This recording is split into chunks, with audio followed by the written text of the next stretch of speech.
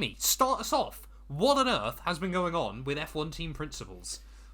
Yeah, happily they waited until the time between us recording last week's podcast and the podcast releasing Yep, to as always. have a massive shake-up of team principals in 2023. So kind of the worst kept secret of all, which kind of kickstarted it, was Mattia Binotto, my Italian comrade, getting binned by Ferrari. And they weirdly picked out Fred Vasseur as their first choice, or as their only likely first choice, because apparently there was rumours that they spoke to Christian Horner and Toto Wolff, but I don't think that was ever a thing. They will have. Yeah, they would have spoken to them, but then immediately been hit with a no. Exactly. So yeah, that kind of kickstarted it. He's obviously quite underperformed at Ferrari, especially this year. The previous few, obviously the disaster of 2020 wasn't really his fault, and then after that it's been fairly steady progress. But then this year there were so many things wrong with that team, and it's actually their first outside appointment at team principal since Ross Brawn, which I found quite interesting. Yeah. Because all the other times they've been promoted from within, so it might be a good thing for Ferrari that they've gone for Fred Vasseur. Alfa Romeo / Sauber were kind of okay to let him go. Obviously, it's the biggest joy in motorsport. You can't really complain about his desire to leave when there's a much bigger job on offer. And also with Sauber getting taken over by Audi for 2026, they were looking to change for that anyway, so it wasn't the worst thing that it happened a bit earlier. I do find it a strange... Sorry, go ahead. I was just going to say, let's be fair. You don't give Ferrari who they want. They'll just turn around and go, well, have fun trying to wheel your cars around next year. Yeah, true. Have a Cosworth engine. How about that? It is a slightly weird appointment because he hasn't really got an amazing track record, Fred Vasseur. Like, he's been solid at Alfa / Sauber since the time he was there, but if I remember rightly, he was at Renault for a short period of time since when they returned in 2016, and didn't do all that. Again, he was solid, but nothing that screams promote me to a big team. But has anyone done anything at Renault? Can you do anything at Renault? True. He was better than Cyril, but then that wasn't very hard. No. Yeah. Hopefully it's good. I do like Fred Vasseur. I hope that the toxicity of Ferrari doesn't screw him over completely. But yeah. No, and I think, it was a very interesting stat that you just gave out there, that it's the first outside of Ferrari signing since Ross Brawn. It really does feel like maybe now, because when was Ross Brawn picked up by Ferrari? 1997, wasn't it? Must have been 7, yeah. I think it was 97. It really does feel like now we're starting potentially to see the second sort of Schumacher era of Ferrari, if you will. They've got this driver, obviously not quite the same storyline as Schumacher, but they've got a very, very talented driver in Charles Leclerc, although he has obviously been Ferrari backed since he was about 6.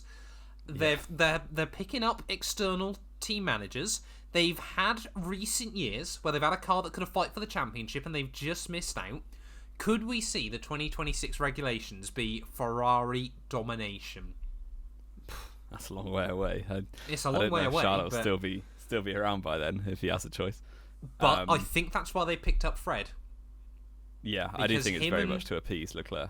Him and Fred even, I think, are a very, very close-knit couple of guys. And it is starting to feel as well, I'm going to actually reference football here, Jamie, so please correct me if I'm wrong. But it is starting to feel like Charles has kind of got a Kylian Mbappe reign over Ferrari like he has with PSG. It feels like there's a lot of control there that people don't realise yet. Yeah. And it's probably good for Leclerc. He'll definitely be the teacher's pet, as it were. He'll be number one driver for no doubt now, if he wasn't already. But yeah, that kind of obviously set the dominoes into effect with the rest of the team principals on the grid, which all happened really quickly and kind of unexpectedly as well. But Audi / Sauber were also obviously looking for a new team principal, and I think they probably did the best business out of anyone, if I say so. Most myself, likely, which I would agree with that. Andreas Seidel from McLaren, who's done a very, very solid job since being appointed team principal there.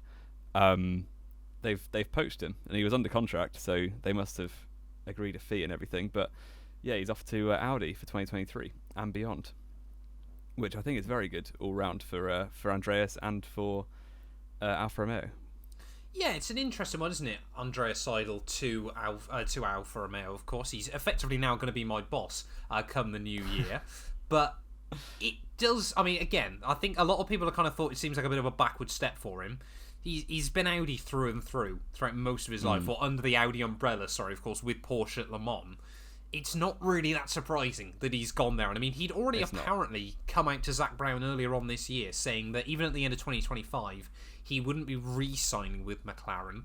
So, I mean, don't get me wrong, Andreas Seidel, I think, is in Formula One quite underappreciated still because he has done absolute just the business around the rest of motorsport. You know, he's highly respected within Formula One itself, but I think a lot of the fans don't give him the credit he deserves. He's a very, very intelligent man, and he knows how to run any sort of motorsport team. And with Audi coming in, of course, they're going to be slowly picking up that stake in Alfa Romeo, although technically it's not till 2026. There's going to be, it feels more and more like there's going to be big Audi influence and big Audi money coming into that team before then. And they could easily be a team on an upward trajectory by then. Like, if they can build on this sixth place constructors, if they're finishing like 5th or 4th at the point of Audi taking over, suddenly that's a massive force in F1 that could be battling for championships. Well, you just think, don't you? You know, we kind of always play it up in the perfect world, don't we? But we've got Ferrari, Red Bull, Mercedes battling at the front. You get some Audi backing him. You've got, hopefully, them there as well. You get McLaren back as well. Could we end up in a bit of a golden era in Formula One where we've got sort of 4 or 5 teams that have got the potential to be right there? Yeah, I don't see why not. And obviously Aston Martin is still around with a lot of money. They're not really doing very much with it, but not yet. You never know. But that's going to be. I don't know what it is about the Aston Martin sort of, but the vibe still feels to me like it's going to be more MasterCard Lola than big team that sort of moves to the front. I don't know why, but I just feel like Lawrence Stroll still has too much influence they're already on that have team.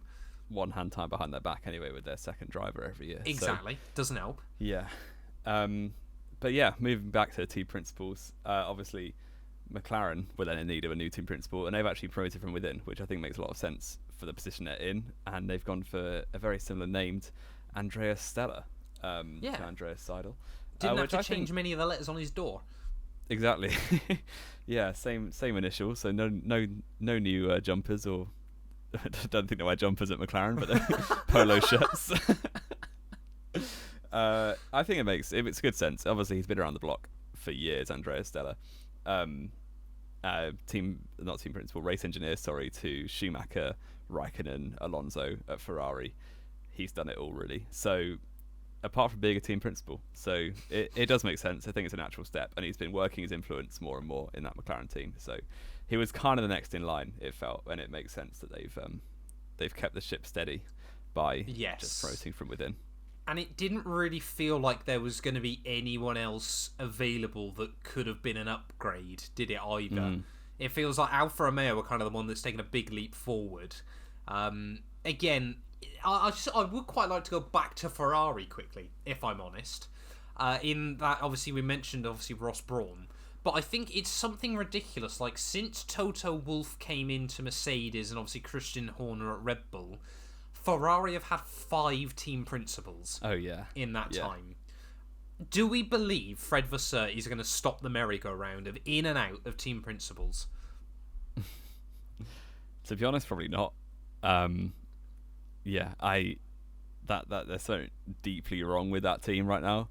So if he can address that, well, it's Ferrari, isn't it? There's always been something deeply wrong. I don't know. Like I said a minute, I really do wonder whether this is sort of Ferrari now going. The only way we can win is if we basically do what we did with Schumi back in the late 90s into the 2000s. I think it's going to take a couple of years of setting up, but I do wonder whether we'll look back in 10 years on episode 2604 and we go, Fred Vasseur, he was quite a jokester, but he came into Ferrari and he turned him around. Potentially. You never know.